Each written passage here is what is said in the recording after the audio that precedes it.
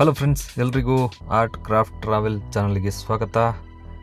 ಇವತ್ತು ನಾವೊಂದು ಸ್ಥಳದ ಬಗ್ಗೆ ಹೇಳ್ತಾ ಇದ್ದೀನಿ. ತುಮಕೂರು ಜಿಲ್ಲೆಯಲ್ಲಿರುವಂಥ ಡಿ ಹಿಲ್ಸ್. ಇದು ಒಂದು ದಿನದ ಪ್ರವಾಸ ಹೋಗುವಂಥ ಒಂದು ಸ್ಥಳವಾಗಿದೆ. ಐತಿಹಾಸಿಕ ದರ್ಶನ, ಪ್ರಕೃತಿ ಸೌಂದರ್ಯ ಮತ್ತು ಶಾಂತತೆಯ ಮಿಶ್ರಣವಾದ ಈ ಸ್ಥಳವನ್ನು ಡಿ ಹಿಲ್ಸ್ ಎಂದು ಕರೆಯುತ್ತಾರೆ. ಇಲ್ಲಿ ನೋಡಬೇಕಾದಂತಹ ಪ್ರಮುಖ ಆಕರ್ಷಣೆಗಳೆಂದರೆ ಭೋಗ ನರಸಿಂಹಸ್ವಾಮಿ ದೇವಸ್ಥಾನ, ಯೋಗ ನರಸಿಂಹಸ್ವಾಮಿ ದೇವಸ್ಥಾನ, ಹಾಗೆ ಫಾರೆಸ್ಟ್ ರಸ್ತೆ ಹಾಗೂ ಹಲವಾರು ವ್ಯೂ ಪಾಯಿಂಟ್ಗಳಿವೆ. ಪ್ರವಾಸಕ್ಕೆ ಹೊರಟಂಥ ಸಂದರ್ಭದಲ್ಲಿ ನೀವು ಮೊದಲು ಕಾಣುವಂಥದ್ದು ಒಂದು ಬೃಹದಾದ ಗೇಟು. ಈ ಗೇಟ್ ಪ್ರವೇಶಿಸಿದ ಕೆಲವೇ ದೂರದಲ್ಲಿ ಎಡಭಾಗದಲ್ಲಿ ಸುಂದರವಾದಂತಹ ಡಿ ಹಿಲ್ಸ್ ಕೆರೆಯನ್ನು ನೋಡಬಹುದು. ನೀರು, ಹಸಿರು ಪರ್ವತ ಹಿನ್ನೆಲೆ ಈ ಸ್ಥಳದಲ್ಲಿ ಕೆಲವು ಹೊತ್ತು ನೆಮ್ಮದಿಯಿಂದ ಕಳೆಯಬಹುದಾಗಿದೆ. ಅದೇ ಥರ ಮುಂದೆ ಸಾಗಿದರೆ ತಪ್ಪದೆ ಭೇಟಿ ನೀಡಬೇಕಾದಂಥ ಭೋಗ ನರಸಿಂಹಸ್ವಾಮಿ ದೇವಸ್ಥಾನವು ಬೆಟ್ಟದ ಅಡಿಭಾಗದಲ್ಲಿದೆ. ಇದಕ್ಕೆ ಹೋಗಬೇಕಾದ್ರೆ ಎಡಗಡೆಗೆ ತಿರುವು ತೆಗೆದುಕೋಬೇಕು. ಬಲಕ್ಕೆ ಹೋದರೆ ಯೋಗ ನರಸಿಂಹಸ್ವಾಮಿ ದೇವಸ್ಥಾನಕ್ಕೆ ಹೋಗ್ಬೋದು.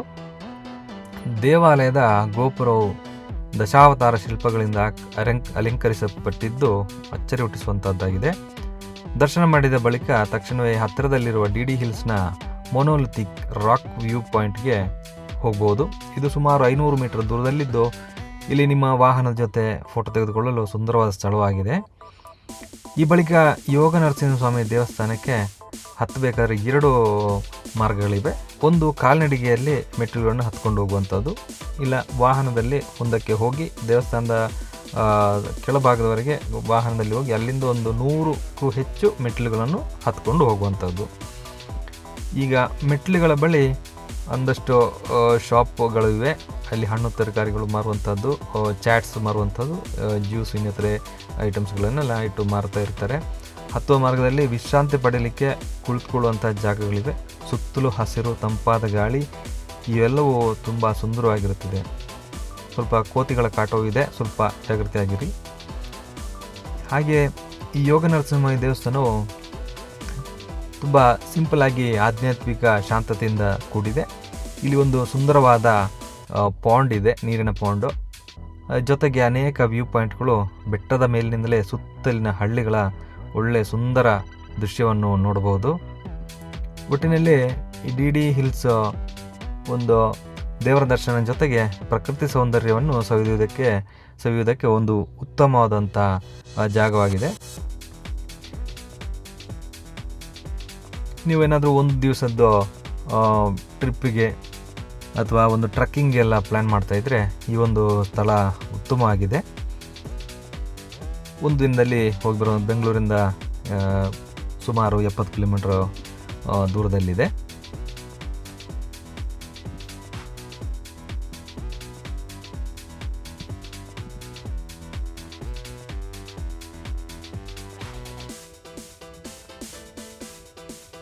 ದೂರದಲ್ಲಿ ಈ ಥರ ಅನೇಕ ಬೆಟ್ಟಗಳನ್ನು ನಾವು ಕಾಣ್ತೇವೆ.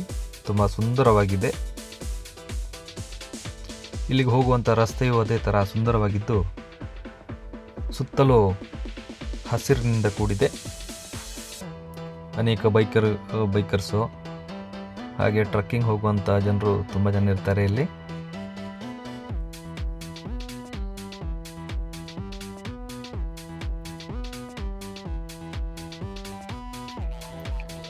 ಇದೊಂದು ಬೆಟ್ಟದ ಮೇಲೆ ಒಂದು ವ್ಯೂ ಪಾಯಿಂಟ್ ಅನ್ನುವಂಥ ಸ್ಥಳ ಇದೆ. ಇಲ್ಲಿಂದ ನಾವು ಸುತ್ತಲಿನ ಗ್ರಾಮವನ್ನು ಹಾಗೂ ಹಳ್ಳಿಗಳ ಒಂದು ವ್ಯೂ ತುಂಬ ಉತ್ತಮವಾಗಿ ಕಾಣಿಸುವಂಥ ಒಂದು ಜಾಗವಾಗಿದೆ. ಇದರ ಮೇಲೆ ತುದಿಗೆ ಹೋದರೆ ಒಂದು ಗೆಸ್ಟ್ ಹೌಸು ಈ ಥರ ಇದೆ. ಇಲ್ಲಿಂದ ಸ್ವಲ್ಪ ಕೆಳಗಡೆ ಇರುವಂಥದ್ದು ದೇವಸ್ಥಾನ. ಇದು ಬಂದು ವ್ಯೂ ಪಾಯಿಂಟ್.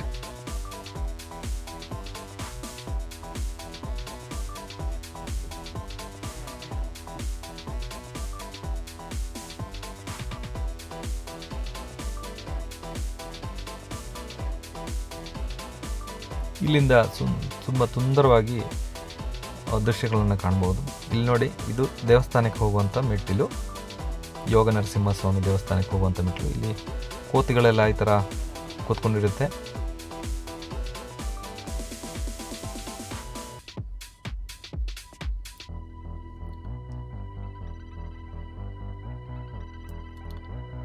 ಮೆಟ್ಟಿಲುಗಳನ್ನೆಲ್ಲ ತುಂಬ ಸುಂದರವಾಗಿ ಮಾಡಿದ್ದಾರೆ. ಸೊ ಇಲ್ಲಿ ಬೇಕಾದರೆ ರೆಸ್ಟ್ ಮಾಡ್ಕೊಂಡು ಹೋಗುವ ಹಾಗೆ ಕೂತ್ಕೊಳ್ಳಿಕ್ಕೂ ಜಾಗ ಮಾಡಿದ್ದಾರೆ.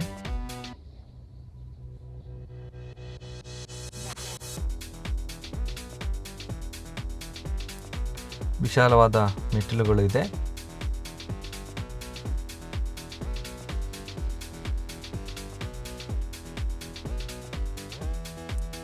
ಇಲ್ಲಿ ಮೇಲಿನಿಂದ ಕಾಣುವಂಥ ದೃಶ್ಯಗಳು ತುಂಬ ರಮಣೀಯವಾಗಿದೆ.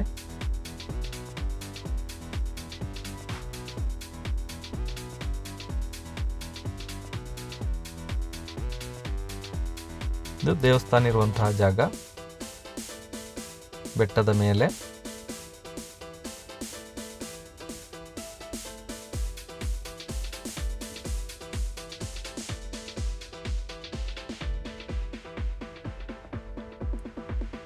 ಇಲ್ಲಿ ದೂರದಲ್ಲಿ ವಾಹನ ಎಲ್ಲ ಪಾರ್ಕ್ ಮಾಡಿರುವಂಥದ್ದು ಕಾಣ್ಬೋದು. ಇದು ಕಾಣುವಂಥದ್ದು ಅಲ್ಲಿ ಗೆಸ್ಟ್ ಹೌಸು.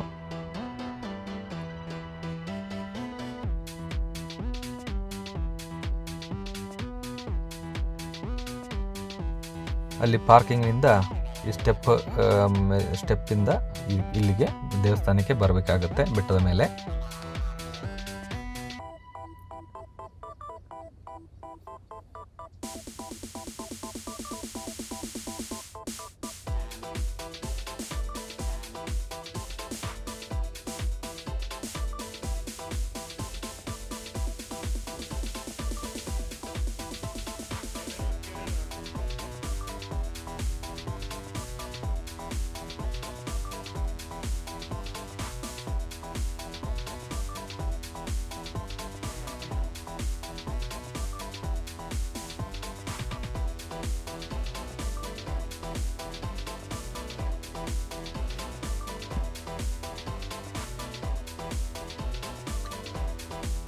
ದೇವಸ್ಥಾನದ ಮೇಲಿನಿಂದ ಕಾಣುವಂಥ ವ್ಯೂ.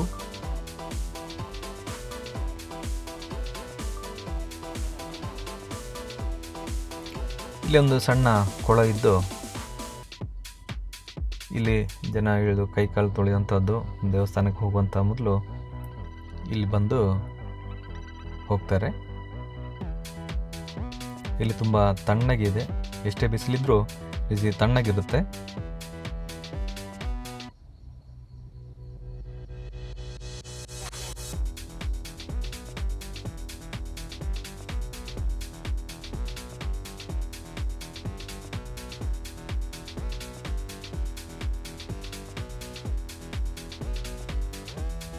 ದೇವಸ್ಥಾನದ ಒಳಭಾಗ.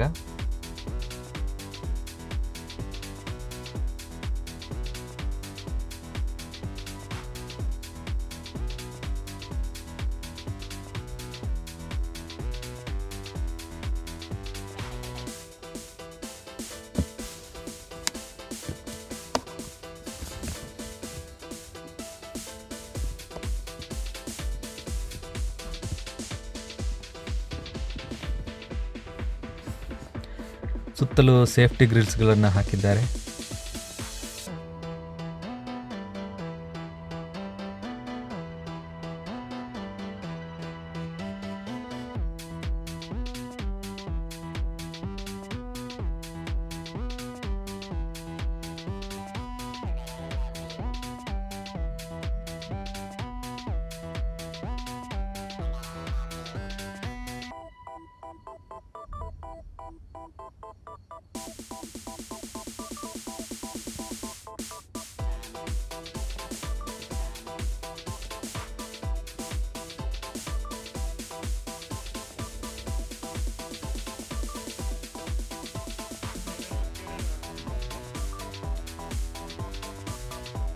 ಈ ಒಂದು ದಿನದ